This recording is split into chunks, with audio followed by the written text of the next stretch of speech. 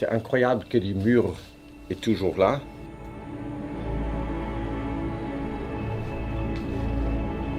Après la Première Guerre mondiale, c'est là où il y avait cette demande pour les caoutchoucs, latex. Et puis c'était là où ce village a grandi. Les gens prenaient leurs machettes, ils coupaient des V comme ça sur les arbres de caoutchouc.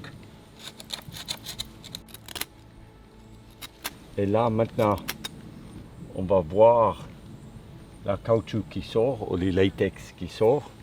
Après, ils mettaient une petite languette, un cuir, qui versait dans un seau.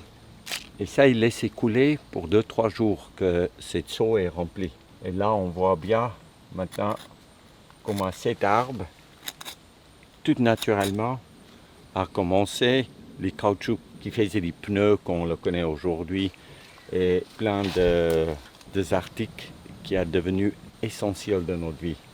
Et quand ces arbres étaient exportés en Malaisie, et puis ils ont fait des énormes plantations, ils pouvaient récolter les caoutchoucs ou du latex beaucoup plus facilement que de partir à pied dans la jungle, de retrouver les arbres et puis de faire en boucle de 10 fois qui était une vingtaine de kilomètres de long, où ils dormaient dans la jungle pour ramener des caoutchoucs.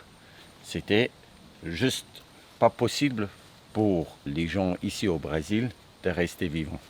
Les caoutchoucs étaient trop chers. Et en Malaisie, ils produisaient les caoutchoucs pour beaucoup moins cher.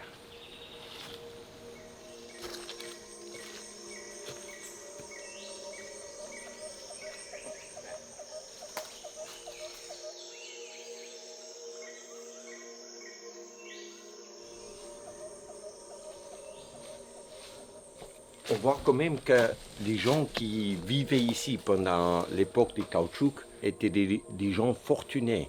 On voit bien qu'ils ont utilisé les peintures qui à l'époque étaient extrêmement chères. On voit par la construction qu'il y avait du volume parce qu'il y a plusieurs pièces.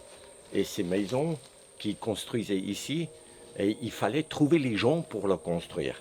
Et c'est ça qui me fascine, qu'au milieu de nulle part, on trouve quand même la civilisation qui s'installe